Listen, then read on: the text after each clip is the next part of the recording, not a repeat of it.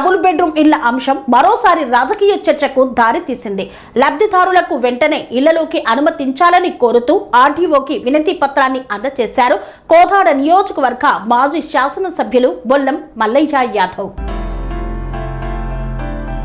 కోదాడ పట్టణంలోని బాలాజీ నగర్ లో గత బీఆర్ఎస్ ప్రభుత్వ హయాంలో నిర్మించిన 565 డబుల్ బెడ్రూమ్ ఇళ్లను ప్రభుత్వం నిబంధనల ప్రకారం పారదర్శకంగా డ్రా నిర్వహించి అర్హులైన లబ్ధిదారులకు కేటాయించిందని మాజీ ఎమ్మెల్యే పొల్లం మల్లయ్య యాదవ్ తెలిపారు. అయితే కాంగ్రెస్ ప్రభుత్వం ఏర్పడి దాదాపు 3 సంవత్సరాలు పూర్తవుతున్న మౌలిక సదుపాయాల పేరుతో లబ్ధిదారులను ఇళ్లలోకి అనుమతించకపోవడం అన్యాయమని ఆయన విమర్శించారు. త్రాగునీరు, విద్యుత్, డ్రైనేజీ రహదారులు వంటి సౌకర్యాలను వెంటనే పూర్తి చేసి ఇప్పటికే ఎంపికైన అసలు లబ్ధిదారులకే ఎలాంటి నిబంధనలు లేకుండా ఇళ్లలోకి ప్రవేశించేలా చర్యలు తీసుకోవాలని కోరుతూ కోదాడ ఆర్డీఓకు వినతి పత్రాన్ని అందజేశారు. బొల్లం మల్లయ్య యాదవ్ ప్రభుత్వం వెంటనే మౌలిక వసతులు కల్పించి డ్రాలో ఎంపికైన అసలు లబ్ధిదారులకు ఎలాంటి జాప్యం లేకుండా డబుల్ బెడ్రూమ్ ఇళ్లలోకి అనుమతించాలని డిమాండ్ చేశారు. పేదలకు కేటాయించిన ఇళ్ల విషయంలో ప్రభుత్వం తక్షణమే సానుకూల నిర్ణయం తీసుకోవాలని బీఆర్ఎస్ పార్టీ డిమాండ్ చేసింది. ఈ అంశంపై అధికారుల స్పందన ఎలా ఉంటుందన్నది ఇప్పుడు ఆసక్తికరంగా మారింది.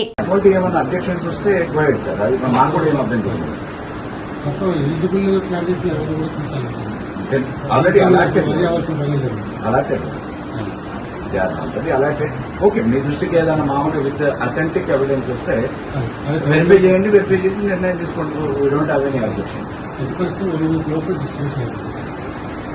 సండే కల్లా అయితే అక్కడ మొత్తం అంతా కంప్లీట్ అవుతాను.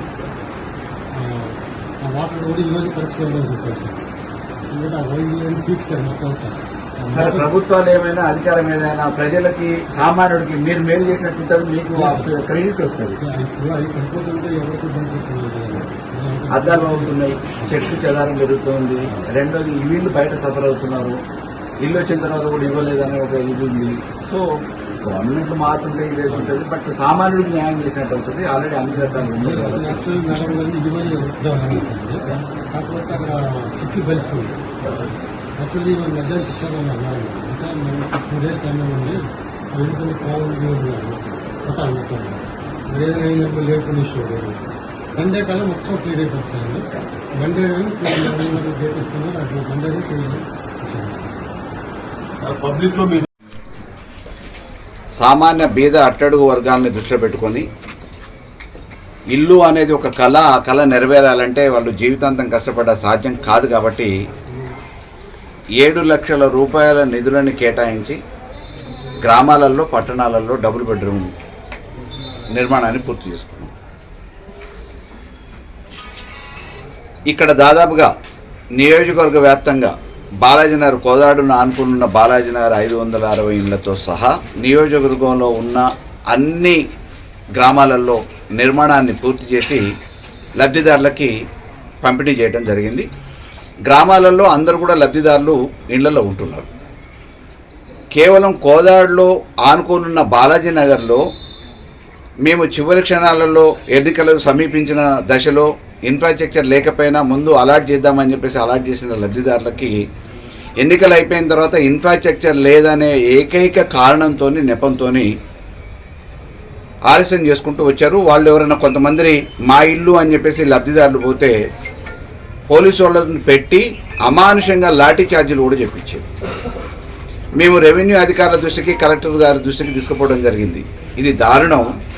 ఒక ప్రభుత్వం కేటాయించిన ఇళ్లలో ఇన్ఫ్రాస్ట్రక్చర్ లేదనే నెపంతో కాలయాపన చేయడంతో పాటు లబ్ధిదారులని బలవంతంగా ఖాళీ చేపించి ఇళ్లకు పంపించడం అనేది అర్హత కలిగిన వాళ్ళని, లబ్ధిదారులని అందరినీ కూడా ఎంపిక అధికారుల సమక్షంలో, కలెక్టర్ సమక్షంలో అయ్యాలు ఉన్న నియమ నిబంధనల ప్రకారం చేసిన తర్వాత కూడా ఈ రకంగా అధికార పార్టీకి అడుగులకు మడుగులొత్తి వాళ్ళు చెప్పింది చేయడానికి, వాళ్ళు డబ్బులు దండుకోవడానికి చేస్తున్న ప్రయత్నానికి మీరు పావుగా మారొద్దని చెప్పేసి అధికారులకు కూడా చెప్పడం జరిగింది.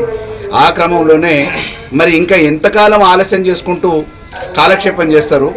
కేవలం చొక్కా గుట్టిన తర్వాత బటన్ పెట్టడానికి ఈ ప్రభుత్వానికి చేత కావట్లేదు. ఇన్ఫ్రాస్ట్రక్చర్ అనే పేరు మీద మంచినీటి సౌకర్యం, డ్రైనేజ్ సౌకర్యం, కరెంటు సౌకర్యం కల్పించడానికి ఇప్పటికీ దాదాపుగా 3 సంవత్సరాలు కావస్తూ ఉంది.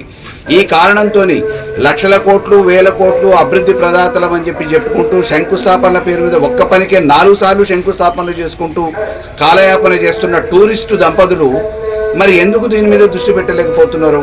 కాబట్టి వెంటనే ఆ లబ్ధిదారులకి ఇళ్లని కేటాయించాలి. ఉన్నట్టు వాళ్ళు బతకడానికి కూడా సిద్ధం. ప్రభుత్వం చేతనైతే నిధులు కేటాయించి వెంటనే సౌకర్యం, మరుగునీటి సౌకర్యం కానీ, మురికాలువల సౌకర్యం కానీ, విద్యుత్ సౌకర్యం కానీ, మంచినీటి సౌకర్యం కానీ కలుగజేయాలి. దానికి నిధులు కేటాయించాలి. ఒకవేళ కేటాయించలేని పక్షంలో వెంటనే ఆ లబ్ధిదారులకు ఆ ఇళ్లను ఇవ్వాలని చెప్పేసి గతంలో కూడా చెప్పినాం. ఈరోజు కూడా మళ్ళీ ఆర్డీఓ గారి దృష్టికి తీసుకుపోవడం జరిగింది. మేము బీఆర్ఎస్ పార్టీ పక్షాన అడుగుతా ఉన్నాం. ఇందిరమ్మ ఇండ్ల పేరు మీద మోసం జరుగుతూ ఉంది. నియోజకవర్గానికి 3500 ఇండ్లని నిర్మాణం చేసి ప్రతి సంవత్సరం 3500 ఇండ్లు అన్నారు. ఇప్పటికి 3 సంవత్సరాలు కావస్తూ ఉంది.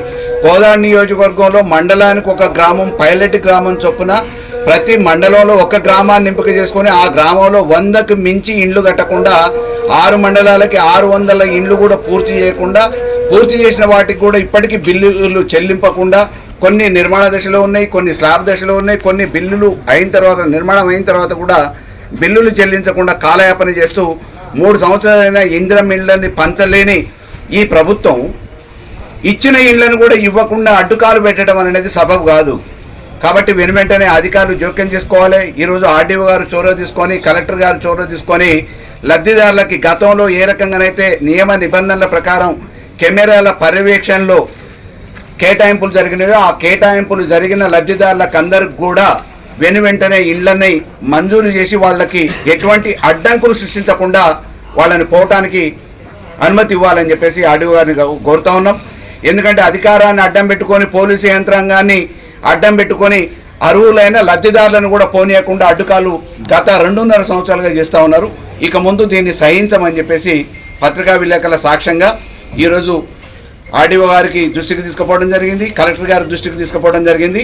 వెంటనే ఇక్కడ ఉన్న స్థానిక ప్రజాప్రతినిధి పద్మావతి గారికి కూడా, ఎందుకంటే వారికి ఈ నియోజకవర్గం మీద మమకారం లేదు, ఎప్పుడో ఒకసారి చుట్టపు చూపుగా వచ్చేటోళ్ళు. ఎందుకంటే ఇక్కడ ఉండేటోళ్ళకైతేనేమో ఇక్కడ నియోజకవర్గంలో నా బంధువులు, నా పిల్లలు అనే ఒక మమకారం, ఎన్నికలప్పుడు మాటలకు పరిమితమవుతున్నారు తప్ప అలాట్మెంట్ అప్పుడు అలాట్ చేసిన ఇళ్లను ఇవ్వటానికి కూడా ఎందుకు ఇంత జాప్యం చేస్తున్నారు అనేది ఒకసారి అర్థం చేసుకొని మానవతా దృష్టితోని లబ్ధిదారులకు వెంటనే ఇళ్లని ఎటువంటి అడ్డంకులు లేకుండా అనుమతించాలని చెప్పేసి కోరుతా ఉన్నాం.